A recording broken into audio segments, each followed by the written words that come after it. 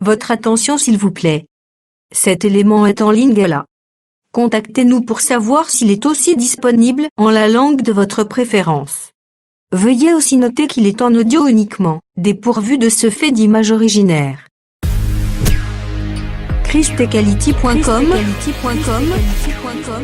Les cieux sont à la portée de votre main, juste par un simple clic de la souris. Évangileéternel.com, le site de l'Évangile éternel. À présent, nous vous convions à suivre la rubrique Libre débat biblique et religieux. À présent, la rubrique Pasteur et thème vous invite à suivre Le bien-aimé de Jésus-Christ et des saints. Le docteur Labrito Mbala, ministre de l'Évangile éternel. Très bonne détente.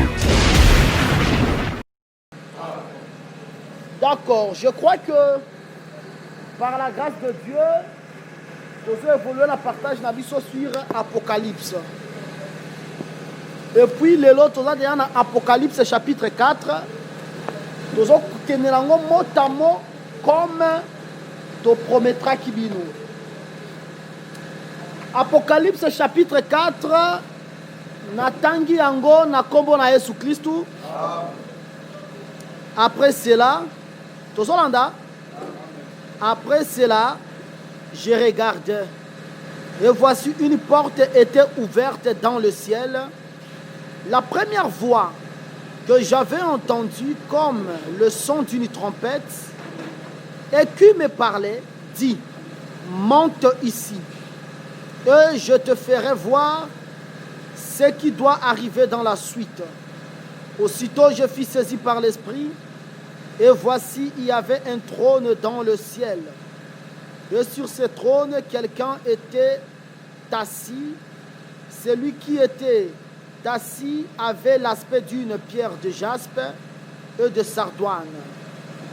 Et le trône était environné d'un arc-en-ciel semblable à de l'émeraude.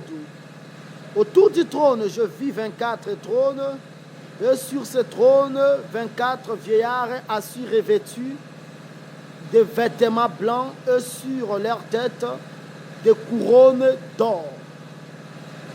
Du trône sortaient des éclairs, des voix et des coups de tonnerre. Devant le trône brillent 7 lampes ardentes, qui sont les 7 esprits de Dieu. Il y a encore devant le trône comme une mer de verre semblable à du cristal.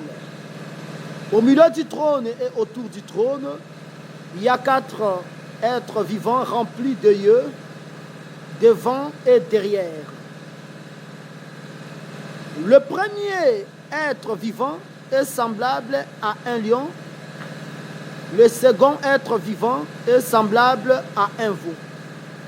Le troisième être vivant a la face d'un homme, et le quatrième être vivant est semblable à un aigle qui vole. Les 4 êtres vivants ont chacun 6 ailes, et ils sont remplis d'yeux tout autour et au-dedans. Ils ne cessent de dire jour et nuit: Saint, Saint, Saint, et le Seigneur Dieu, le Tout-Puissant, qui était, qui est, et qui vient. Quand les êtres vivants rendent gloire, honneur et action de grâce à celui qui est assis sur le trône, à celui qui vit au siècle des siècles, les 24 vieillards se prosternent devant celui qui est assis sur le trône. Ils adorent celui qui vit au siècle des siècles. Et ils jettent leur couronne devant le trône en disant: Tu es digne, notre Seigneur et notre Dieu, de recevoir la gloire, l'honneur et la puissance, car tu as créé toutes choses et c'est par ta volonté qu'elles existent et qu'elles ont été créées. La parole du Seigneur. Amen. Que le Seigneur a la biso grâce. Totia mabanzo na biso te topesa ce qui est la volonté du Très-Haut. Nazo conseiller boye na bandeko oyo nyoso babengami pour le ministère de la parole. Bandeko Onyoso babengami qu'un jour bazala ba prédicateur. Je vous conseillerais que bandeko bazana ba audio. Bozo ba audio pas na bango. Tu travailles qui Apocalypse 1 comme première partie, il y a livre et Apocalypse Mobimba. Pour Apocalypse c'est un livre aux 22 chapitres. Tu dois travailler Apocalypse 2 na Apocalypse 3. Wapi bazolo belabiso sur les 7 églises d'Asie. Yango za loko la deuxième partie à livre Apocalypse. Vous en avez bien hein? Mais Apocalypse otozo banda comme Apocalypse 4. Yango za loko la troisième partie à livre Apocalypse. Ce qu'on a Apocalypse 4 tout au côté ça basso, ba trompette, ba biloko nyoso wana. C'est que Apocalypse est un livre où il est segmenté dans 3 parties. Au moment vraiment que dans ton travail, Apocalypse est vraiment à part. Dans ton symbole les 7 églises par rapport à Apocalypse 2, Apocalypse 3, au moment vraiment que ça qui est là comme sous.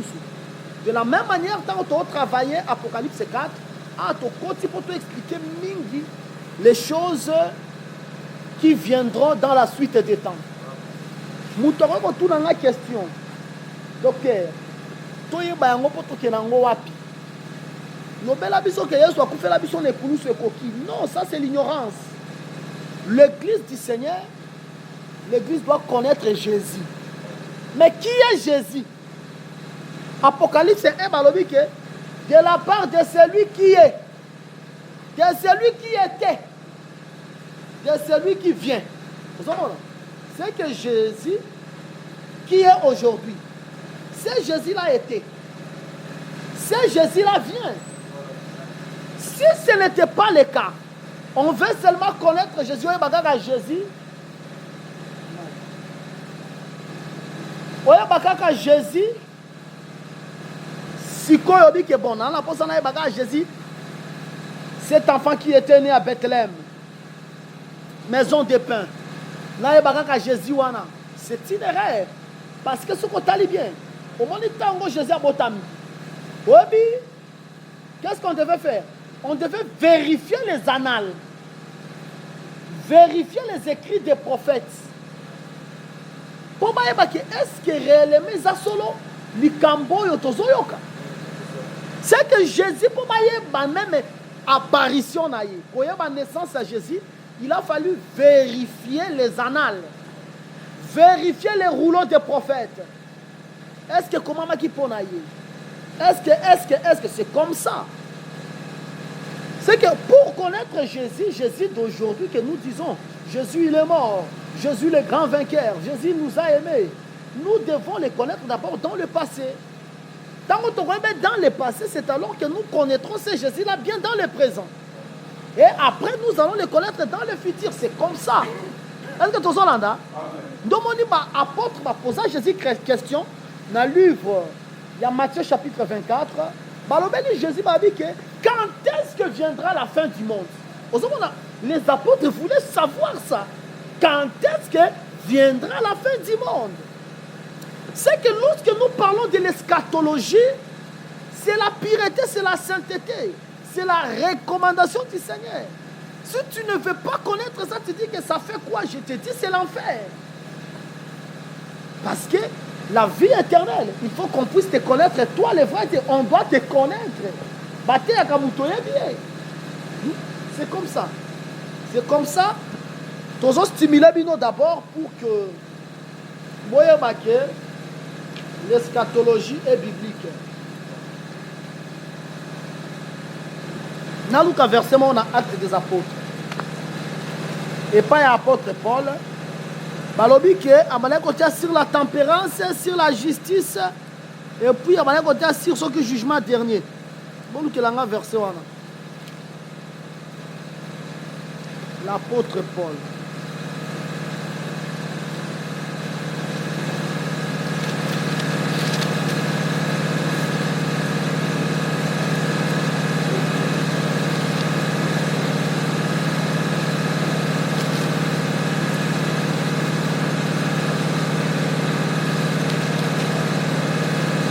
Sur la tempérance, le jugement dernier.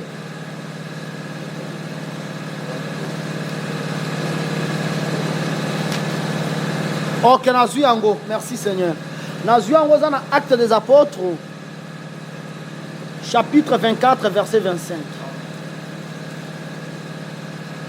D'abord, joie verset 24, au Kitatina verset 25. Non, il n'y a pas de nini. Pourquoi il y a un sala? Toza bato alibosoke. Parce que biso tolanaka matambe ya ba papa. Le père qui sont comme le garant de l'enseignement, ce sont les apôtres et les prophètes. Tozolanda. Maintenant, Botang la biso acte des apôtres chapitre 24. Bozu verset 24 tina verset 25 tolandi yango. Acte chapitre 24 verset 24 à 25 Ah. Quelques jours après, Félix vint avec Priscille, sa femme qui était juive. Et il fit appeler Paul. Il l'entendit sur la foi en Christ. Mais comme Paul discourait sur la justice, sur la tempérance et sur le jugement à venir, Félix, effrayé, dit, pour le moment, retire-toi, car j'en trouverai l'occasion, je te rappellerai. C'est que l'apôtre Paul prêchait sur la tempérance. La tempérance, c'est ça la maîtrise de soi. C'est que l'apôtre Paul prêchait sur le plan de Moab. Vous savez? Maintenant, il prêchait aussi sur le jugement à venir. L'apôtre Paul. C'est que tous les gens qui sont sautés. Pour moi, les gens qui sont sautés, ils sont sautés. Ils sont sautés. Armageddon. Nous avons une boule dans biso. Ils sont chargés l'église. Ils sont chargés l'église Armageddon. Armageddon, l'apôtre Paul, dans le discours devant Félix, il prêchait sur le jugement à venir. Paul a dit parce qu'à partir de l'Apocalypse 4, tu n'as pas évolué sur les temps à venir. Après cela, il faut que mon assistant soit mot à mot. Verset 1er. Après cela, ça veut dire quoi? Ça veut dire, on a décrit déjà les 7 églises. Décrire Yango, si tu as décrire cette église est comme une asuka. Si tu n'as pas ici, après cela. Vous savez là? Après cela, ça veut dire que l'église a déjà enlevé. Vous comprenez comprendre? Hein? Maintenant, comme l'église a enlevé, tant Moussou se sont sur la terre. Mais l'église, tant on voit vous allez enlever, l'église a qui wapi? À qui là? Parce que bien aimé dans le Seigneur, on a yo, bino boza ba to esengo parce que bino ndenge boza wana boye ba ki bo kotaka vraiment lola ya solo. L'église tant on voit na trône à côté na lola na ngwende. Tant on côté na kati ya esengo avec Jésus-Christ. Ndomoni Apocalypse 4. Vous savez nanga azolinga décrire biso même la splendeur de ce trône. Pour que 5-6 moments de sur Basso. Vous savez là? Après cela, lorsqu'on dit après cela, ça veut dire l'église est enlevée. C'est ça, après cela. Vous comprenez bien, hein? Je crois que par la grâce de Dieu, même Bateau Bazala qui va comprendre la vie de radio. Parce que d'ailleurs, on a le que Apocalypse 4, c'est comme la 3e partie du livre Apocalypse. Pour les hommes, même Apocalypse 22. C'est que par rapport il y a 3e partie, et ça la bateau ba comme il est là, ça le la bison to zakara to bandi lelo. Tant après cela, c'est-à-dire l'église n'est plus sur la terre. L'église est enlevée, c'est ça après cela. Maintenant, les faits sont enlevés. Il faut pas décrire ainsi qu'on a toqué pe. Pas décrire moto yango te. Au moins nani. Tous écriture. Tous dans nous Genèse 24.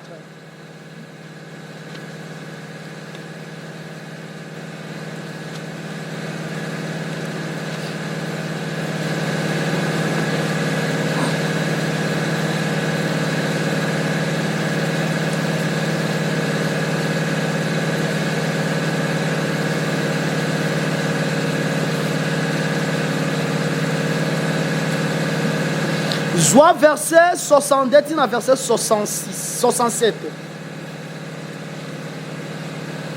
Genèse chapitre 24, verset 62 jusqu'à verset 67. Utangi na kombo na Yesu. Amen. Cependant, Isaac était revenu puis de la Roï, et il habitait dans le pays d'Imiti. Un soir, Isaac était sorti pour méditer dans le champ. Il levant les yeux et regardant, et voici des chameaux arrivés. Rebecca, levant aussi les yeux, vit Isaac et descendit de son chameau. Elle dit au serviteur, qui est cet homme qui vient dans le champ à notre rencontre? Et le serviteur répondit, c'est mon Seigneur. Alors elle prit son voile et se couvrit. Vanga mouvement, t'as la mouvement de Salem. Rebecca Sazoya, bon mon mouvement là. Ah ouais ça va hériter. Ndenge bozana, ah bino bozwa dimension mususu ya makambo nzambe. Rebecca Zoya. Azoya est mon côté avec les serviteurs les plus anciens. Isaac et Kazobi. Si y a un homme au quotidien dans 1 Thessaloniciens 4, à la voix d'un archange, les morts en Christ ressusciteront premièrement. Avec nous les femmes, nous serons à la rencontre. Nous serons à la rencontre du Seigneur dans les airs. Le Seigneur Azoya. C'est le mouvement de Salema. Maintenant, on va Salema. Yoka Rebecca. On va Azoya Nani. On va comprendre le mouvement. On va entendre pour qu'il explique pourquoi nous avons fait sa brèche dans l'Apocalypse 4 avant de expliquer eschatologie. Vous comprenez? C'est qu'il y a Zoya, Isaac et pas Zoya. Vous comprenez? Mais Rebecca prend les Oanazanani. Continuez le texte. Le serviteur raconta à Isaac toutes les choses qu'il avait faites. Isaac conduisit Rebecca dans la tente de Sarah, sa mère. Il prit Rebecca qui devient sa femme. Et il l'aimant, ainsi fit consoler Isaac après avoir perdu sa mère. C'est que mouvement zo salema wana eza que Rebecca zo kende a kota nanda kwa libala. Mais Rebecca tango ki kota nanda kwa libala a tuna owana zanani. Or Rebecca déjà na pui. Tango bazaki na serviteur le plus ancien. Rebecca va betela déjà masolo Isaac. Vous comprenez? Et ça là tibiso aujourd'hui. Les serviteurs les plus anciens c'est Éléazar était. Wana eza maté la Bible était. Voilà les gens à Moutou, à Zuba théologie, à protestant, à même à côté de l'évangile. Et puis, on bien aimé écouter la dimension de la révélation. Révélation, c'est Zoa Maté à protestant, Téango Baté, Bassant. Et puis, Téango sous ma Mabé. C'est que Rebecca, a Yamba qui est serviteur le plus ancien. Serviteur le plus ancien, c'est le Saint-Esprit. Parce que le Saint-Esprit n'a pas les noms. Maintenant, Rebecca, comme l'église, a fait l'histoire dans le Saint-Esprit, les loyaux. L'histoire Saint-Esprit en même temps, c'est en même temps l'histoire Jésus. Le Saint-Esprit prendra ce qui est en moi et il va vous les annoncer. Mais Rebecca, c'est eux qui déjà l'histoire Isaac. Maintenant, on va au Zonga, à tout le monde qui est celui-là. Rebecca, on compte dans Libala, mais il ne faut pas décrire Isaac à ça, Nani. Maintenant, pour la contre-écrire Isaac, parce que le véritable Isaac, c'est Jésus. Par rapport au livre Galates 3. Parce que l'apôtre Paul a dit qu'on ne parlait pas de postérité comme s'il s'agissait de plusieurs. Mais on parlait d'une seule postérité en Abraham. Et cette postérité-là, c'est Christ. Vous savez là, Isaac, en réalité, c'est Jésus-Christ.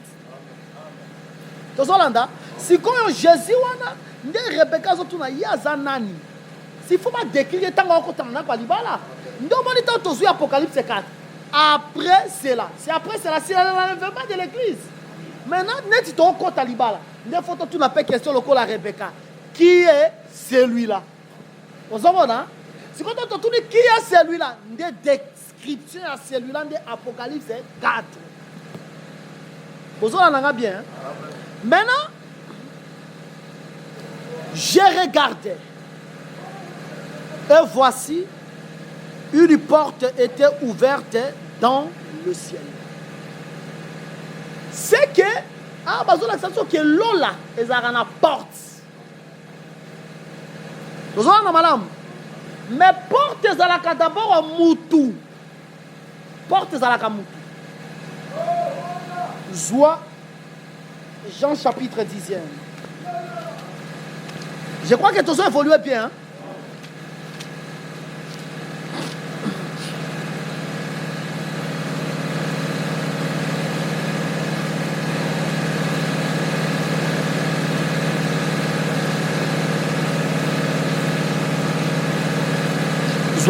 Jean chapitre 10, aujourd'hui, verset 7, au Kiti même verset 11. Jean chapitre 10, verset 7 à 11. Amen. Jésus leur dit encore, en vérité, je vous le dis, je suis la porte des brebis. Tous ceux qui sont venus avant moi sont des voleurs et des brigands. Mais les brebis ne les sont point écoutées. Je suis la porte. Si quelqu'un entre par moi, il sera sauvé. Il entrera et il sortira. Aux va d'abord que Kaza porte. Vous avez bien. Hein? Mais pour entrer, il faut entrer par lui. Jésus a dit que y a un moutou, mais il y a une porte. Nous avons d'abord pour l'examen que moutou a la porte. Vous avez Papa Blanchard. Toutes les questions par rapport à ce que nous disons sont permises.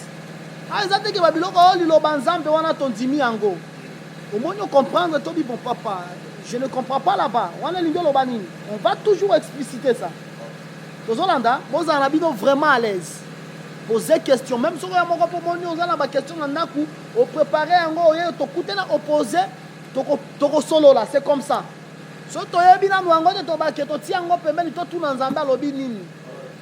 Fabriquer d'abord par rapport à Jean 10, tu comprends que Moutou Azalaka porte. Bon, nous avons une version qui portes éternelles et élevées volonto. Dans la Bible, il y a des gens qui ont la Bible, déjà on a Moutou qui ont un psaume, mais ils trahissent combien? Psaume 24. C'est comme ça.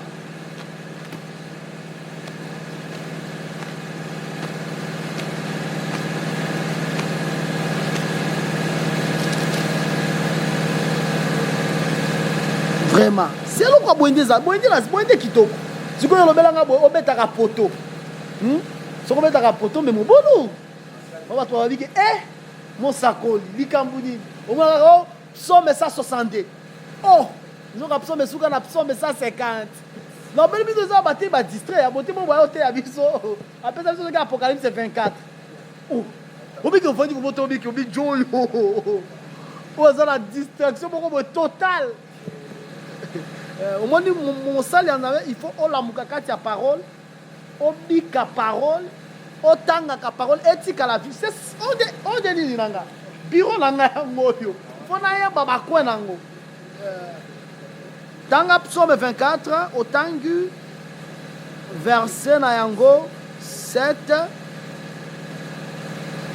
tina verset na yango 10. Psaume chapitre 24, verset 7 à 10. Amen.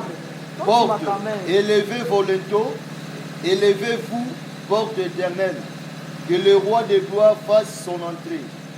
Qui est ce roi des gloires? L'Éternel fort et puissant, l'Éternel puissant dans le combat. Porte, élevez vos linteaux, élevez-les, porte éternelle, que le roi des gloires fasse son entrée. Qui donc est ce roi des gloires? L'Éternel des armées, voilà le roi des gloires. Bonjour, portes éternelles, élevez vos linteaux. Pour que le roi des gloires fasse son entrée. Si le roi des gloires a ligné à côté, il faut linteau apporter ton bois. Maintenant, déjà dans Jean 10. Dans Jean 10, tu comprends que Moutoisa porte. Si comme on dit, ma porte oyo, ma porte éternelle, ce sont les prophètes. Vous avez ma prophète ne pas qui le la porte. Oyo, il a fallu bango ba tombouama. Hein? Ba élever les linteaux. Bible. Pour que le roi de gloire à Kota, le roi de gloire à Kota, il faut apporter tombe la linteau. Dans la psycho mouvement de Salima. Parce que dans la vie que Batou Baza ma porte.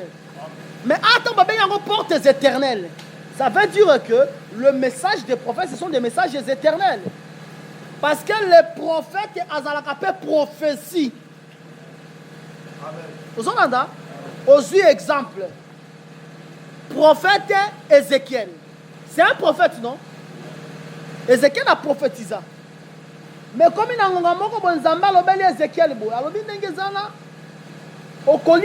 excrément.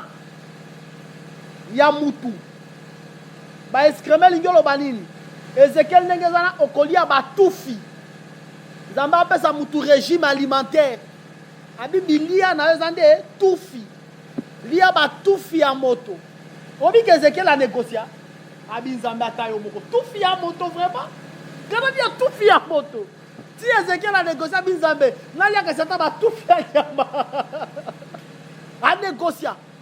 Mais Zambé, Dieu voulait expliquer quelque chose qu'il va faire en Israël. Pourquoi? Parce que les prophètes, c'est la prophétie. Au moment où Alobedi Ezekiel, Okola la côté moko. Côté moko, on a la pendant 390 jours. Et chaque jour, Ezekiel, à ça, là, vraiment plus d'une année, à la côté moko. Attends, qui attends, il faut aller à la côté moko. Ce qui a assis côté moko pendant 390 jours. On a la soupe côté pendant 40 jours. Nzamba a expliqué par rapport à Israël et à Juda. Mais a expliqué mon mouvement où Ézéchiel a zone. Est-ce que tout ça est malade? C'est que le prophète a comme une prophétie. Mais ils ont ma prophétie, vous soit zone le babou, le baleti, aux unettes Esaïe. Une vierge deviendra enceinte. C'est une prophétie comme ça. Un enfant nous est né. C'est une prophétie comme ça. Mais zana biloko mususu nzambe azozwa mwasi ya Esaïe azui banana akotisi bango comme ba oracle. C'est que prophète azalaka pe prophétie. Nazolo baboy. Mote ya te ya kaliloba ya nzambe azalaka pe moko mateya. Ezanga te que croyez à ma parole, croyez à ma parole. Croyez à ma parole, croyez aussi à mes œuvres. C'est-à-dire motei azalaka pe prédication. Il peut prêcher par des gestes. Au moment où Paul a dit que toi tu as vu ma constance. Sois constant. Tu as vu ma constance. Est-ce que vous entendez? Au moment où Jésus, c'était un prophète puissant en parole et en œuvre. Si vous ne croyez pas en ma parole, croyez en mes œuvres. C'est que Moutou azalaka l'idéa. Motei azalaka moko l'idéa. Prophète azalaka pe moko prophétie. Sikoyo au monde temps babi ba portes éternelles. Dans la Bible ba portes éternelles parce que la Bible ba portes éternelles, na Bible d'abord portes en mutu par rapport à Jean 10. So babi portes éternelles, elingolo bani. Tout passera mais ma parole ne passera pas. Je ne suis pas venu abolir, mais je suis venu faire quoi? Accomplir. C'est-à-dire ce sont des paroles qui ne passeront pas. Mais des paroles là qui ne passeront pas, ce sont des prophéties. Amen. Si ces paroles sont des prophéties, ces paroles sont des prophètes. Maintenant, les prophètes, tout basé comme des portes éternelles, parce que les paroles sont éternelles, qui veut dire aussi que les prophètes aussi sont éternels. Mais il ne faut pas élever l'into. L'into est à la canne. On dit porte en on dit place à l'icoloana. Il y a un l'into. C'est-à-dire, nous avons pour quota. Il y a le qui intéressé à l'into. Or, dans ce qu'on fait, on lui porte à quoi pour quota. Mais on dit, élevez vos linteaux. Levez-vous. Pour que le roi de gloire fasse son entrée. D'abord, il faut dire que le roi de gloire, c'est Jésus-Christ. Il était venu. Parce que Jésus Tangoyaki, il était venu pour faire une œuvre de Messie qui va souffrir. Il n'était pas venu d'abord pour régner. Parce que Eza Baya vraiment bâti à Jésus, roi Jésus Aboye. Eza la Bible. Tout en Jean 12.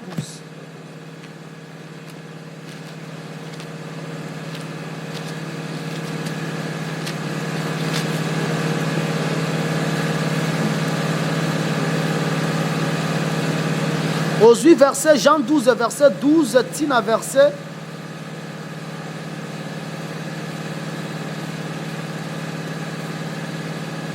Okiti kaka. Tina verset même 16. Jean chapitre 12, verset 12 jusqu'à 16. Amen.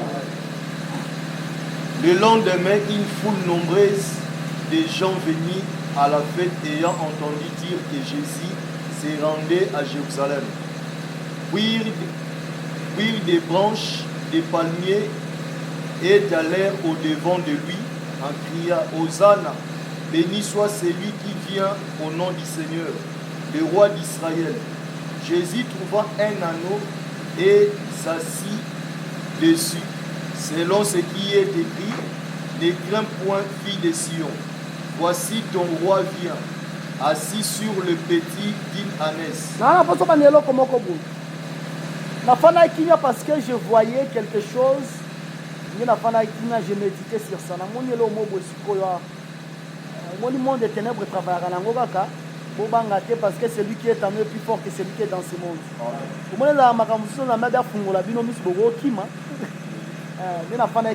Verset 12.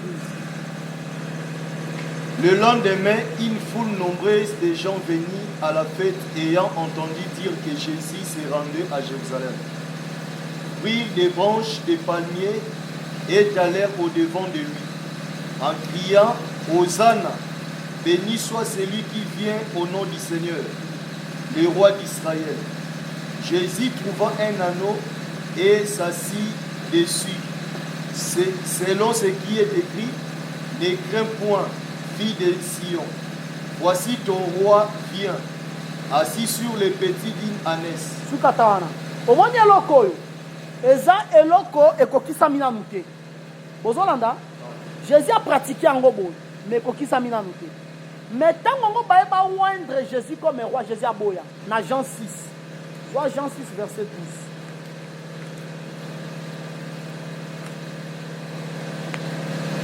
Jean chapitre 6 verset 12. Vois verset 15. Jean chapitre 6 verset 15. Et Jésus, sachant qu'ils allaient venir l'enlever pour le faire roi, se retirant de nouveau sur la montagne Buissel. Ozomona, bayeba zwa Jésus basa le roi. Asalini aboyi. Ozoka, Jésus sachant. Bayaka vraiment que ba jour de bataille. Ah, Dieu fera tout ça le roi. Aboya. Comment ya wanande eza kola kisake na ye non comme un roi qui va régner. Mais naye comme un roi qui va souffrir. Ozomona.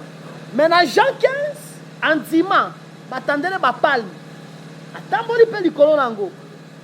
Mais awa boya na esakwele zanini na prophétie. Na prophétie là que Jésus-Christ devait mourir dans la souffrance. Comme un roi souffrant. Ozomona. Le roi souffrant, voilà pourquoi à la croix de Golgotha, il a fallu qu'il ait épines. Couronne, mais il y a couronne d'épines, c'est-à-dire le roi souffrant. Vous avez le corona. Bon, on a expliqué que le roi de gloire qui va entrer, c'est Jésus. Par rapport à l'écriture, il y a Somme 24. Mais il y a pour à côté. Et l'opposition intéressée, c'est que l'ento est tombé. C'est que ceux qui portent ça dans l'ento, Moutou ya porte. Vous savez, Moutou ya porte ça dans l'ento. Bon côté. Parce que l'ento est dessus ya porte. C'est que Moutou ya porte et ça l'ento. Il faut que tu la question pour nani ni kaka héros d'Akata Jean-Baptiste Moutou. C'est ça que l'ento fait fou avec ton baba. Pour que le roi de gloire fasse son entrée. Donc, les héros de l'homme intéressant que Zara m'a beau côté. Moutou et Jean-Baptiste. Moutou, or Jean-Baptiste est le dernier prophète. Il y a ancienne alliance. C'est que Jean-Baptiste représentait Moïse, Jérémie, Ézéchiel, Habakkuk et Sophonie. Maintenant, le roi de gloire veut entrer. Mais il faut pas qu'à Moutou. C'est-à-dire les portes éternelles élevées volontairement pour que le roi de gloire fasse son entrée. Non, on dit Jean-Baptiste va qu'à Moutou. Est-ce que vous comprenez malade? C'est que na kewana pona nini On a l'oba que d'abord la porte c'est une personne. On a mal à moi. Porte ça moutou. Parce que balobi, une porte était ouverte dans le ciel. Et ça la porte là qui est fungwa pour balobi. Une porte était ouverte dans le ciel. C'était dans la porte ça. Aux Hollandais. Mais sur la terre, il y a aussi une porte. Mais la porte qui est sur la terre, c'était le prophète Josué. Dans la prophétie, il faut que vous bien, la prophétie. La porte qui était sur la terre, c'est le prophète Josué. Parce que Josué était une porte pour faire entrer les gens dans Canaan. Vous savez, mais Jésus, il a une porte. Pas pour nous faire entrer dans Canaan, mais une porte pour nous faire entrer dans le ciel. Nous avons Hébreu 4. Soit Hébreu 4. Aux 8, verset 8. Hébreu chapitre 4, verset 8. Aux 8, en goti, au kitina, verset même 9. Hébreu chapitre 4, verset 8 à 9, tout la Jésus-Christ. Amen. Car si Josué leur y donnait les repos, il ne parlerait pas après cela d'un autre jour. Il y a donc un repos de sabbat réservé au peuple de Dieu. Bolandi, hein? Josué, c'est à côté de Sabango. Parce que Josué a qui encore la porte. Sans Josué, il sera la route dans la Canate.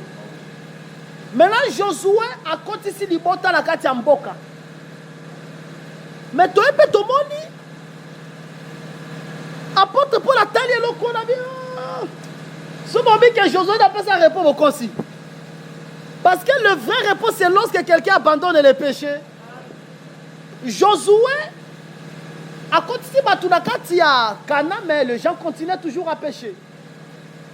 C'est Jésus-Christ qui a banni le péché.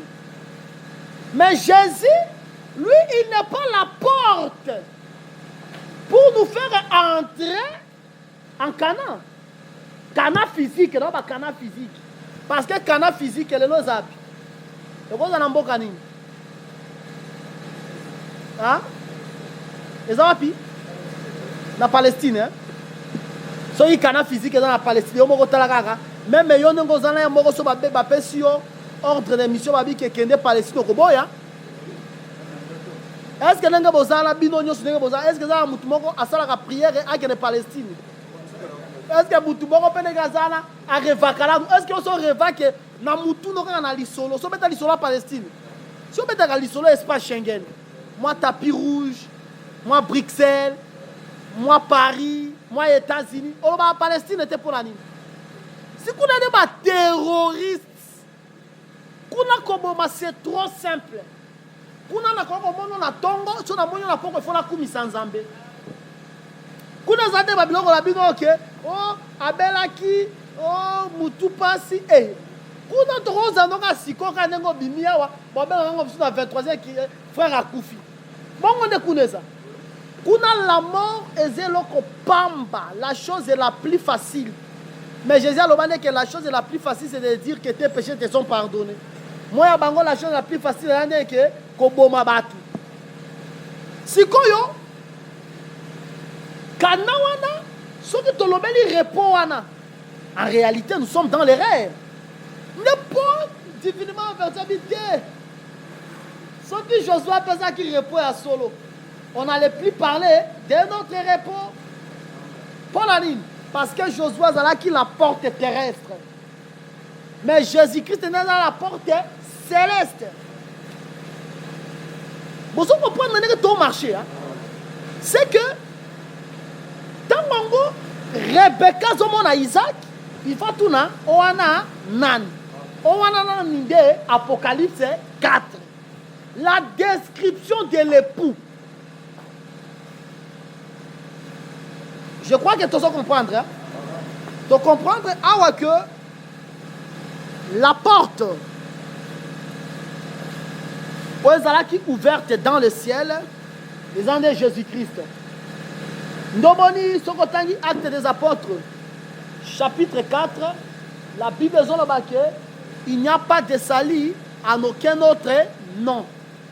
Les salut est dans combo à Jésus. Les salut est dans combo à Josué parce que Josué a la porte terrestre. Mais les salut est dans combo à Jésus parce que nous avons comme la porte aux Fungwamanalola.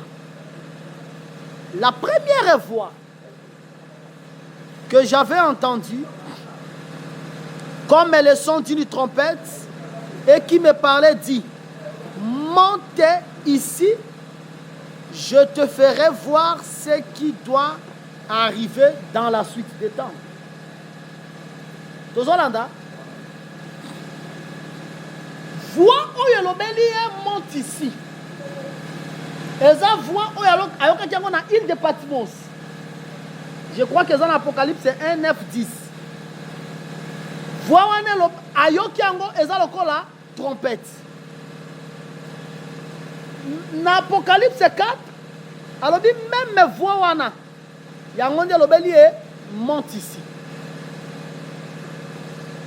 Omoni l'évangile que nous écoutons aujourd'hui, c'est une trompette. Parce que tu as dit que dans ma bite il y a trompette. Trompette c'est la canapé pour la rassembler. Surtout un nombre 10. Nazolinga vraiment la côte en ngoma ka cité parce que yango ko zala mie ko lobela ngo tango to be ba trompette. Mais la trompette est rassemblaka. La trompette est la signal pour la guerre. La grande trompette est pézalaka. Je crois dans le livre Psaume, si je ne me trompe pas. Mais trompette oyo, tozoyo kalelo, comme l'évangile, comme la parole du Seigneur. Oyo Psaume azolo babi que heureux celui qui connaît le son de la trompette, car il va marcher à la clarté de la face du Seigneur. Yango ne toyo kalelo. Tozo connaître yango. D'abord, il faut connaître le son de la trompette. Nous avons vraiment parce que nous avons visé vraiment que Apocalypse 4, par la grâce de Dieu, c'est que trompette monte ici et la trompette la voix par derrière. Donc, Genèse 27.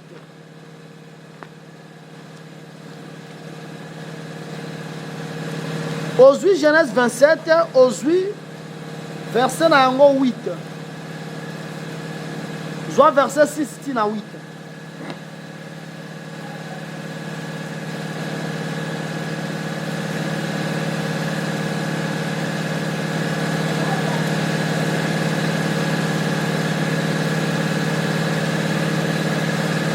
Genèse chapitre 27, verset 6 à 8. Tout le temps, Amen.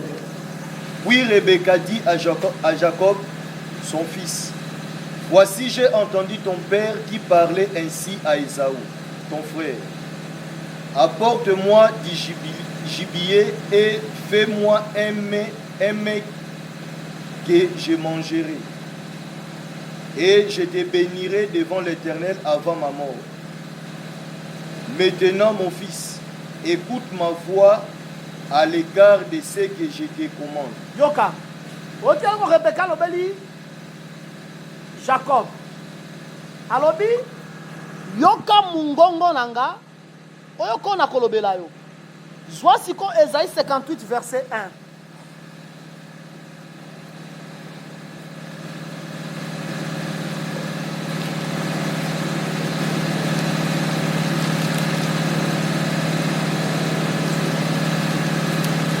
Esaïe 58, verset 1. Esaïe chapitre 58, verset 1.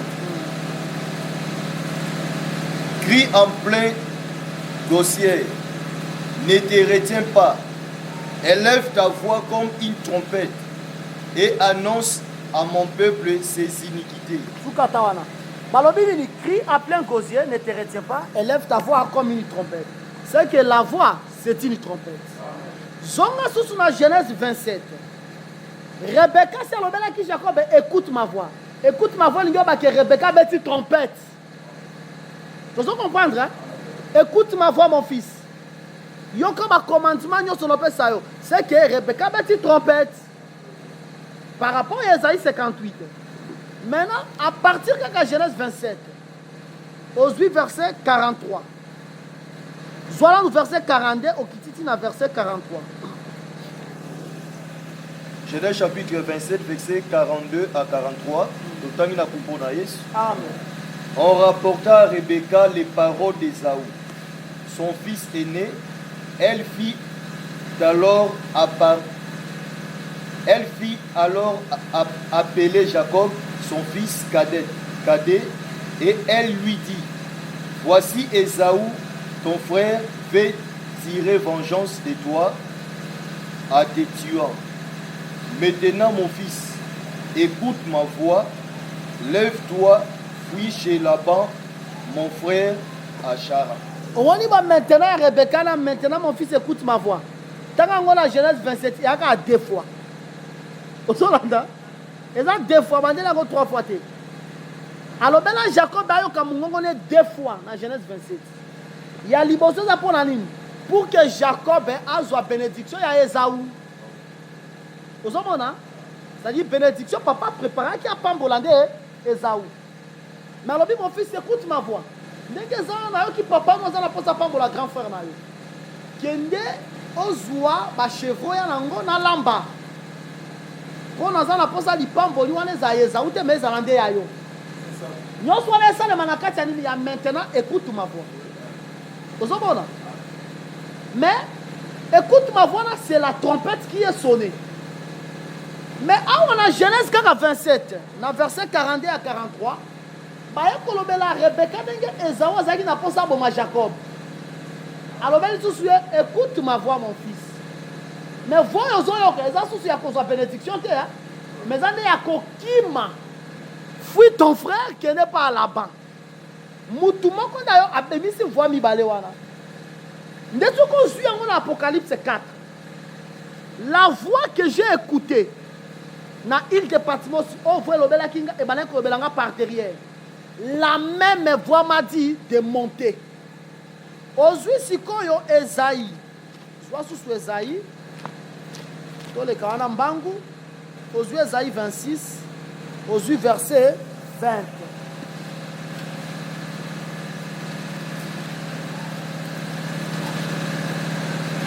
Esaïe chapitre 26, verset 20. Tout le temps, Amen.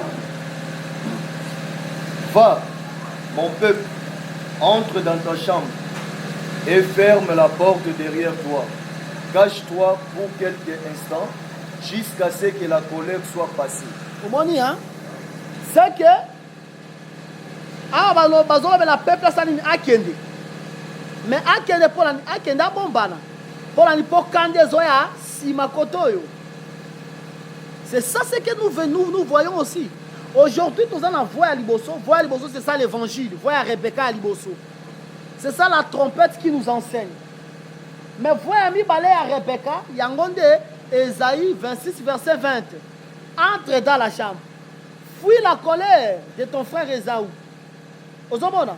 C'est que le même évangile que nous avons Kalelo, c'est grâce à ce même évangile que nous irons au ciel. Ozomona. Eza sous l'évangile nous soutient pété. Évangile quand on tozo kango, yango ndeko sala keto mata. Eloko ko matisa mutuna lola eza eloko ya zoyo kasikoyo. Soko zoyo kabiloko ya busoto, o mata na lola te.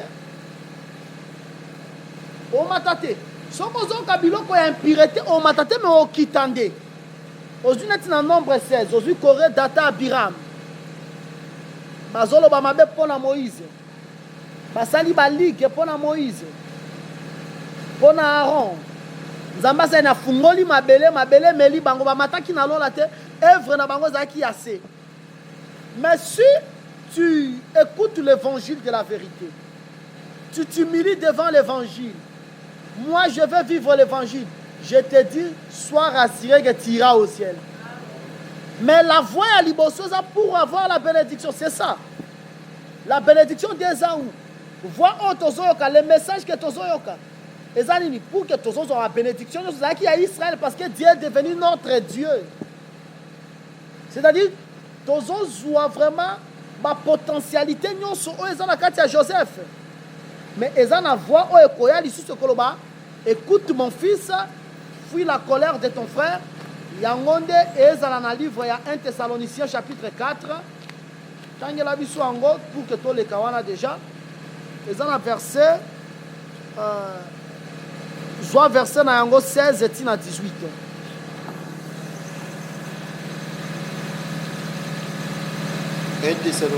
Un Thessaloniciens chapitre 4 verset 16 à 18. 16 à 18, tout en la combonaïs. Amen.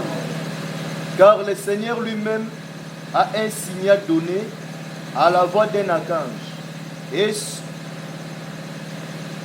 et au son de la trompette de Dieu descendra du ciel et les morts en Christ résisteront premièrement. Ensuite, nous les vivants qui seront restés, nous serons tous ensemble enlevés avec eux sur des niais à la rencontre du Seigneur dans les airs, et ainsi nous serons toujours avec le Seigneur. Consolez-vous donc les uns les autres par ces paroles. Amen. Au moment que pour qu'enlèvement ça les trompette des obètes, trompette aux obètes écoute mon fils, fuis la colère de ton frère. Vous allez comprendre. Mais alors ne s'appelle pas l'apôtre Paul. Alors bien consolez-vous par ces paroles. Quelles paroles? Les paroles de l'enlèvement. C'est que Nazanga, Nalia, Naliate, Nazanga Singapore, la vie qui est en côte à Kalolo. Alors bien consolez-vous par ces paroles. Ils qui va mentir. Nathan Paul va aller comme sur la terre. Persécution quant à la chair, il y a blaguité. Ils ont ensemble la net, ensemble la botte, ensemble la kimia. Bango za ki bako sambela ba fungoli wana ba bomi biso nyoso. Kana to monaka na ba pays musulman.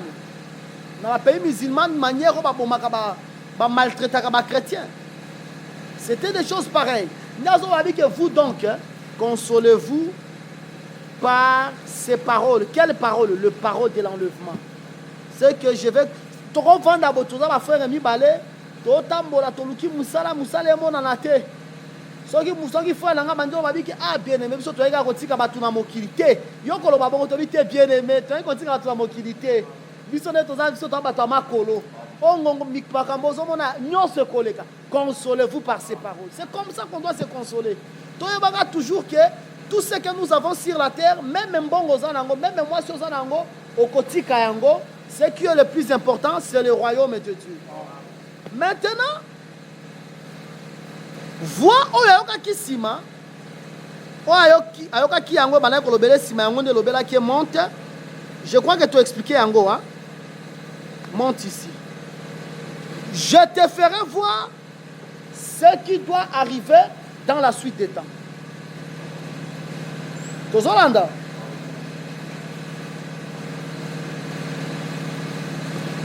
Alors bino la kisa makambo ekoma. Makambo ekoma na suite des temps.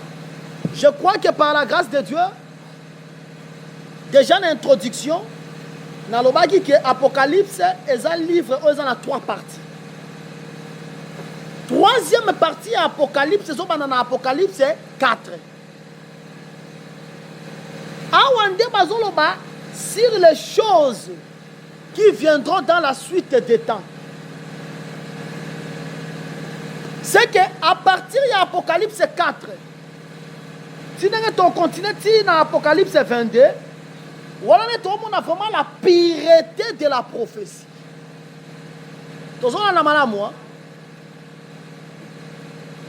Verset 2e.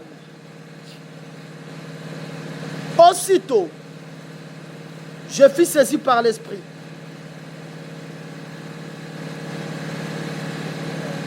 Ce qui m'a saisi par l'Esprit, il voit des choses que l'homme ne peut pas voir.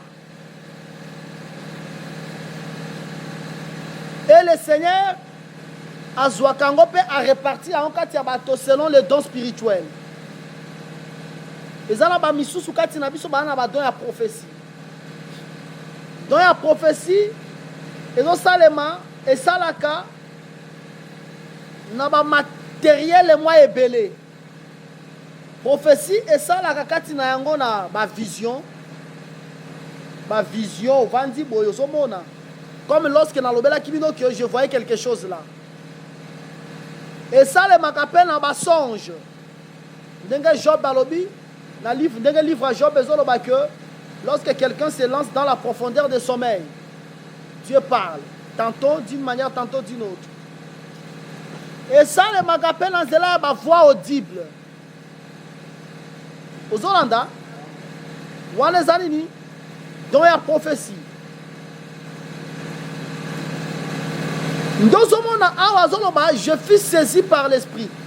C'est-à-dire ce n'était pas quelque chose où il y a et ça Jean-Baptiste a l'esprit qui t'a sur Jésus comme un colombe. Et ça dit que Batunyo so bazaki na fait bamona. Batunyo so bamona te mais yé moko na mona parce qu'elle était saisie par l'esprit. Aujourd'hui dans le livre Actes des Apôtres chapitre 10e. Aujourd'hui Pierre, Zambazola Kisaye, les animaux na Nicoloya Nap. Tu et manges. Seigneur, on a impureté contre la monocolangate. On a déclaré pire. Yozo Ningomo n'a pas pire. Yozo Kozo la posture de la saisie par l'esprit, je te dis la vérité, sois concentré. La concentration, je vous dis, mes frères, eza eloko la chair elingaka ngo te.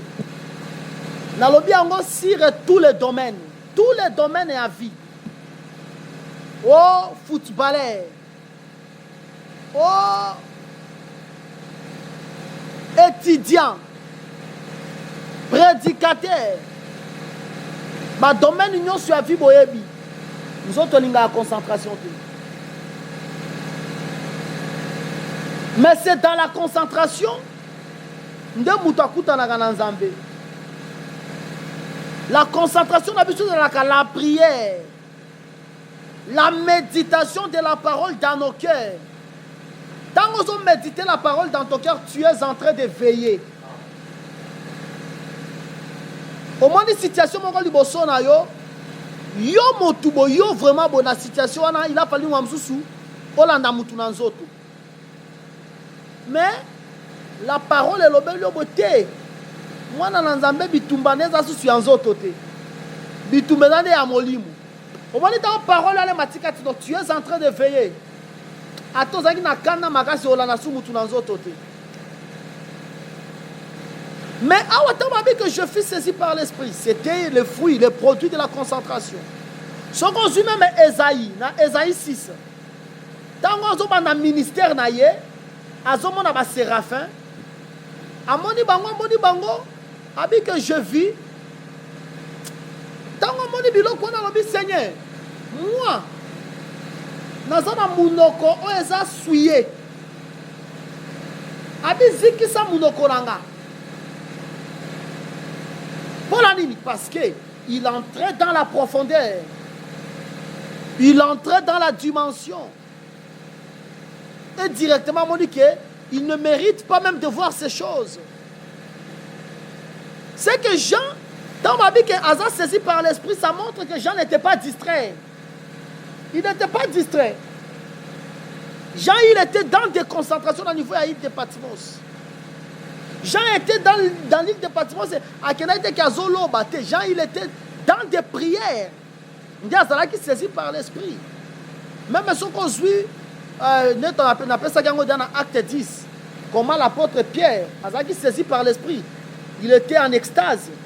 Il était dans la prière. Si nous voulons voir les merveilles de Dieu, nous ne voulons plus voir tout ce que les hommes voient. Donc, quand on a la concentration à la prière, veillons dans nos cœurs. Veillons. Tous les qui savent écrire dans écriture et ça là-bas va et vient. En ce moment, nous serons concentrés, nous serons forts. Et le Seigneur a et voici, il y avait un trône dans le ciel.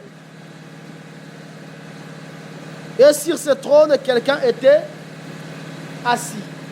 Parce qu'on reconnaître que le ciel est dans un trône.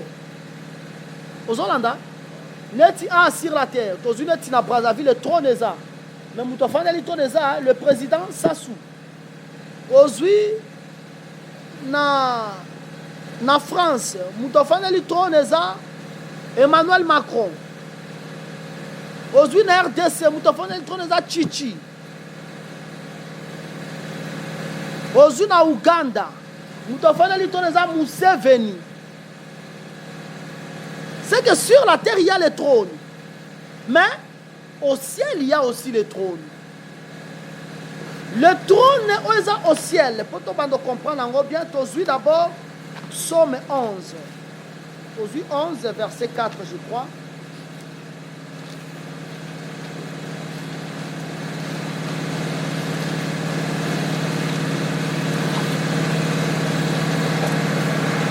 Voir verset 4 à Psaume 11. Psaume chapitre 11, verset 4, l'Éternel est dans son saint temple. L'Éternel a son trône dans les cieux.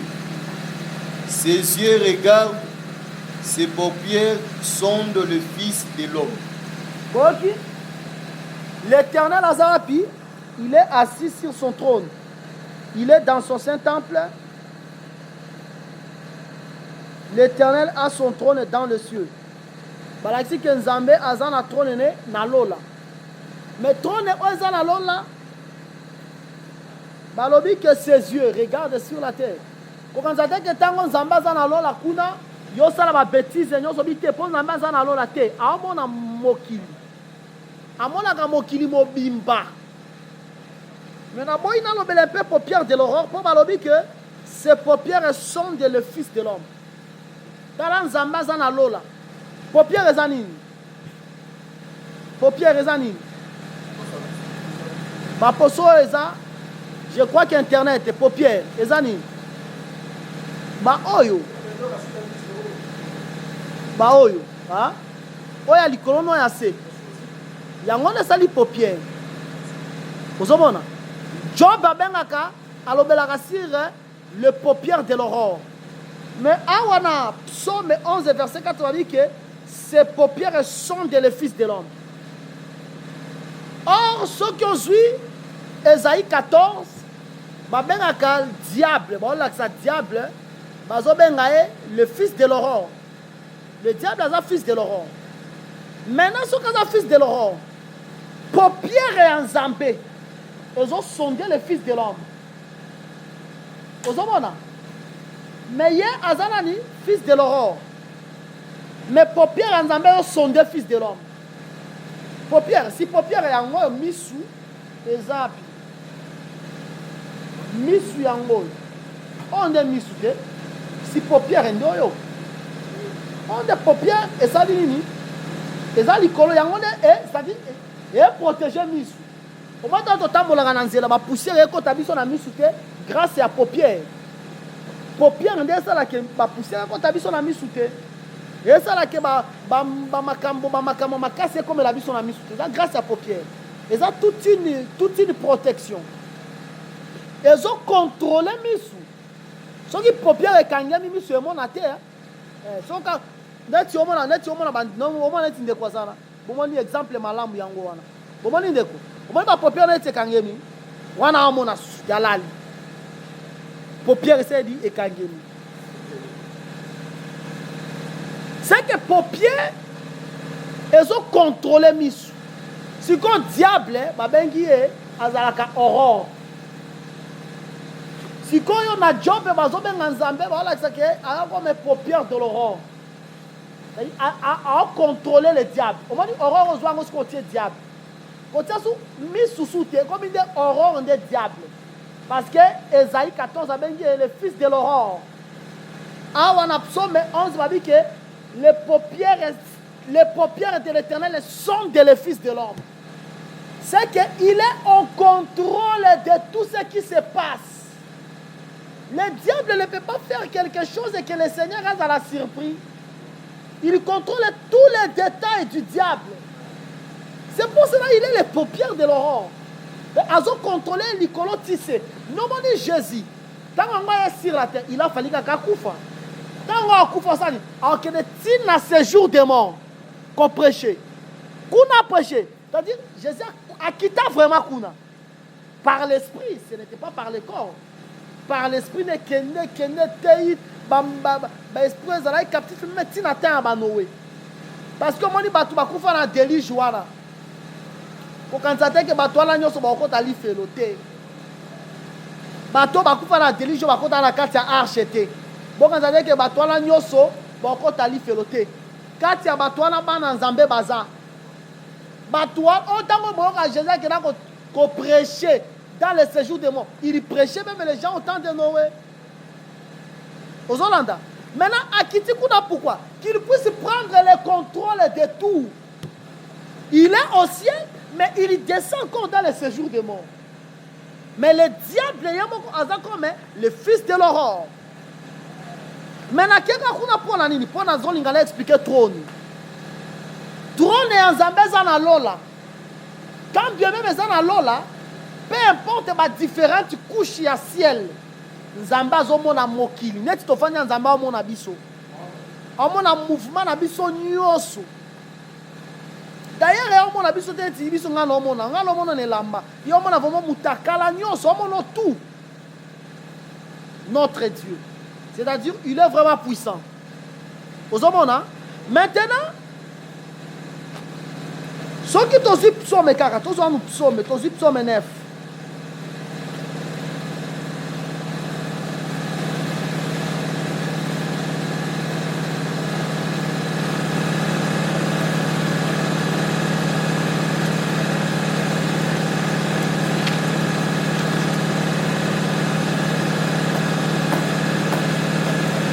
Josué, verset 8.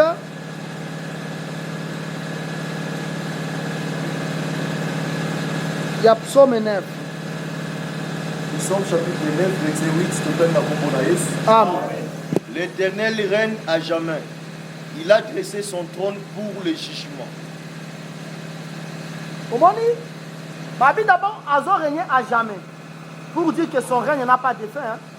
Mobutu Sese Seko Wazabangu Kukumbendu. Il a régné pendant 32 ans. Et comme Akinasuka. Mohamed Kadhafi. Il a régné pendant longtemps. A comme Akinasuka. Aujourd'hui, le roi Salomon, David. Il a régné 40 ans. Comme Akinasuka. Mais règne en Zambé, et ça règne éternel. Et règne na ezalaka qui remplaçant moko kozalate. Nos unités, la succession du royaume sur la terre. Il y a une grande puissance. Et ça, il règne comme Anasuka. Nous avons dit succession. Oh, et bien, il y a Égypte, comme il y a Assyrie, comme il y a Médès, Perse, Tibongo. Et ça, il règne à Anasuka. Mais règne en Zambé, et ça règne éternel. Mais il y a dans le ciel, adressant le trône. Est-ce que tout ça est malamu? Zambé a un trône dans le ciel. Mais na trône wana za vide te. Trône wana za la mutu. Ba moni mutu oya vanti na trône. Mutu wana a télémité. Bozona nanga bien. Na trône wana ba moni il y a quelqu'un qui est assis sur le trône. Pourquoi Afandi? Tozui Esther. Tu évolues en Bangu. Tozui Esther. Et pour te expliquer l'aspect à Moutouana. Tozui Esther d'abord 5. Tu expliquer position ou bien posture et à Kofanda. Soit verset 1 à 2. Il y a Esther 5. Esther chapitre 5, verset 1 à 2, tout en la combo na Yesu. Amen. Le troisième jour, Esther mit ses vêtements royaux et se présentant dans la cour intérieure de la maison du roi. Devant la maison du roi, le roi était assis sur son trône royal dans la maison royale, en face de l'entrée de la maison. Lorsque le roi vit la reine Esther debout, Voilà dans dans la le mouvement cour, wana. Roi Afanti, mais reine Esther est debout. Tozolanda. Continue. elle trouva grâce à ses yeux. Et le roi tendit à Esther les sceptres d'or qu'il tenait à la main. Esther s'approcha et touchant le bout du sceptre. Voici quoi Esther 7.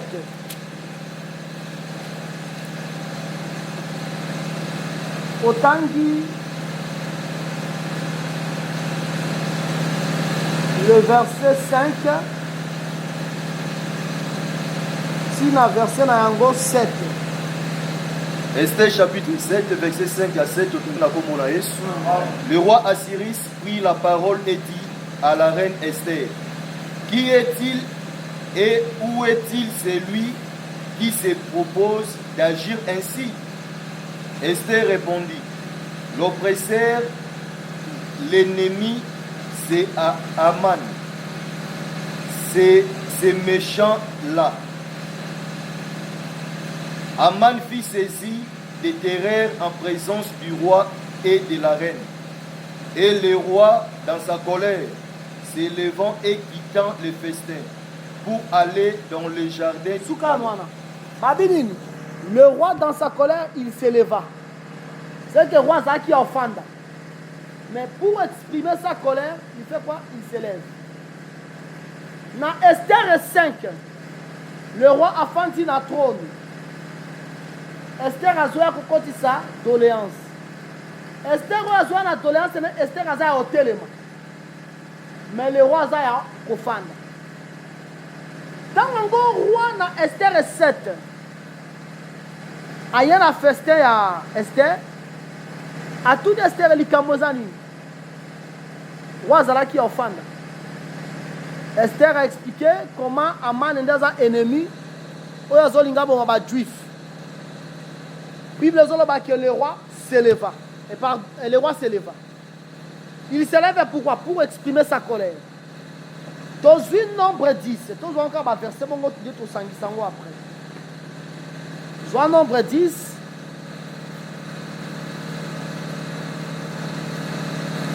Aujourd'hui verset 35, Tina verset 36. Nombre chapitre 10, verset 35 à 36, total na kombo na Yesu. Amen. Quand l'arche partait, Moïse disait, lève-toi, Éternel, et que tes ennemis soient dispersés. Que ceux qui te haïssent fuient devant ta face. Et quand on l'a posé, il disait, reviens, Éternel, aux myriades des milliers d'Israël. Ok. Quand l'arche partait, Moïse a dit, lève-toi, Éternel, que tes ennemis soient dispersés. C'est que tant qu'on zamba zo telema, zamba sani, zamba zo beta banguna Israël. C'est que tant qu'on zamba za na position à côté de zamba za na kanda. Ozomona. Aujourd'hui par rapport au roi Assyris. Tango Assyris alinga exprimer kanda na ye. C'est ça qui offende. Tango Esther abandon le belaye, ennemi sanani, ennemi Aman la Gagit. Assyris a telemi. Pour nani, pour na ko exprimer kanda na ye.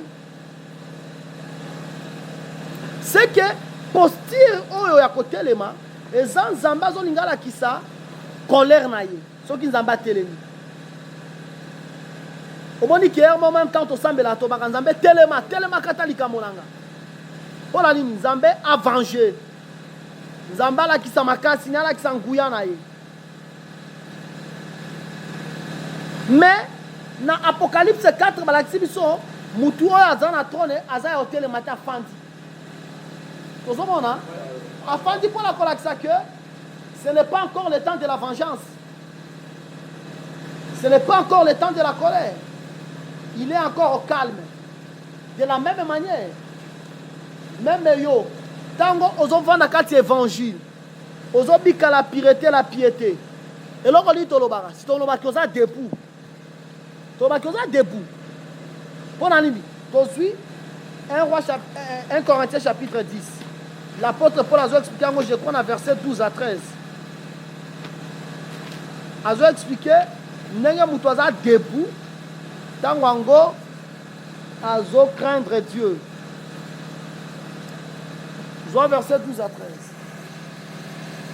1 Corinthiens chapitre 10, verset 12 à 13, total na kombo na Yesu. Amen.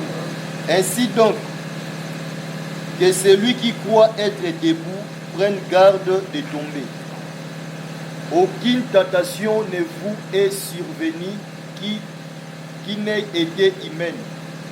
Et Dieu qui est fidèle ne permettra pas que vous soyez tentés au-delà de vos forces, mais avec la tentation qu'il préparera aussi les moyens d'en sortir, afin que vous puissiez la supporter. Tentation nyonso ezalaka na nzela ya obima bakosa yo te. Atomoni makambo yango eza soki ya forme nini Nzambe adisposa nzela ya obima nango. Omoni na verset 12 balobi ainsi donc que celui qui croit être debout prenne garde de ne pas prenne garde de tomber. C'est-à-dire azala kosenzela pour kia koya te. Est-ce que awa ezala ngo problème te yo moko kaka soki ozomona que oza debout ezala kaka nde ange. C'est ça. Hein? Si tu te crois que tu es debout, tu te crois que tu es dans la sanctification. Vraiment, zala prudent. Et zala ngo bien. Ma peki sur de ce qu'on croire na yango, zala prudent, car si la prudence fait défaut, mon peuple tombe. Omoni awa. Balakisi mutuo aza debout selon l'apôtre Paul, aza mutuo aza makasi. Ozomona. Je crois que même sur aujourd'hui Luc 22.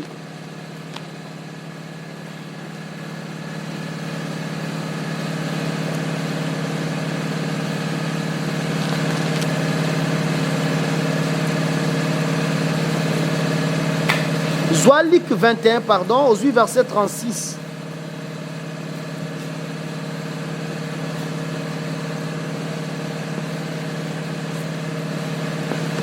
Luc chapitre 21, verset 36. Autant la combo na Yesu. Veillez donc et priez en tout temps, afin que vous ayez la force d'échapper à toutes ces choses qui arriveront et de paraître debout devant le Fils de l'homme. Omoni, mutu azozwa héritage. Aza mutu avandi te, aza mutu atelema. Ozomona. Ko telema wana eza que mutu oyo azobika la parole, ndi aza mutu aza debout. Pour avoir l'héritage, il faut aller debout. Soko ozuneti Daniel chapitre 12 wana to tanga ngote. Na Daniel chapitre 12 bazo babi ke soko ozu verset 13. Babi ke zala debout pour ton héritage. C'est que mutu aza debout, eza mutu oyo bapesaka héritage. Même na kati ya ministère, tu peux avoir la grâce de Dieu. Tu peux avoir, tu connais la parole du Seigneur. Si tu n'es pas debout, on ne peut pas t'associer. Peu importe ta grâce. Sauf qu'on a un crime, non, on ne peut pas t'associer. Parce que pour être le chef du peuple, il ne suffit pas seulement d'avoir le pain. Il faut aussi avoir les vêtements. Il faut aussi avoir la bombe. C'est-à-dire, il y a le chef du peuple. Parce qu'il y a un livre à Esaïe. C'est pour cela, Moutouaza debout, c'est un victorieux. C'est un vainqueur. Moutouaza debout, c'est le vainqueur. Mais Moutou, on a sur le trône. En Apocalypse 4, il y a un assis. Or, si le Seigneur est debout, c'est pour venger. Tu as pas à Séris, tu as pas dans nombre 10. C'est pour venger ses ennemis. Maintenant, le Seigneur ne venge pas encore ses ennemis. Pour ton par rapport à après cela, là, il ne venge pas ses ennemis. Mais le fait que tu continues sur le col à Rebecca, il faut pas que aspect, il y a Isaac. Or, Rebecca va mettre la carte de Jéma solo à Isaac. Maintenant, on va écouter notre serviteur le plus ancien, qui est cet homme? Cet homme-là, c'est Apocalypse 4. Décrire l'aspect de notre mari. Tous Hollanda, c'est que, vous comprenez pourquoi Fandi. Nous devons comprendre pourquoi Fandi. A Fandi pour la connaissance qu'il ne venge pas encore. Verset 3. Celui qui était assis avait l'aspect d'une pierre de jaspe et de sardoine. Et les trônes étaient environnés d'un arc-en-ciel semblable à de l'émeraude. Dans le mouvement, Moutoua Fandi, Soko Talié, jaspe. Kakayo Mouto Talié, Soko Talié, Azo quoi sardoine. Ozomona, Azo varie, Azo quoi jaspe, Azo quoi sardoine. Pour comprendre ça, le seul chemin par excellence, Exode 28. Allez, s'il vous plaît, au numéro suivant, pour retrouver la suite de ce message.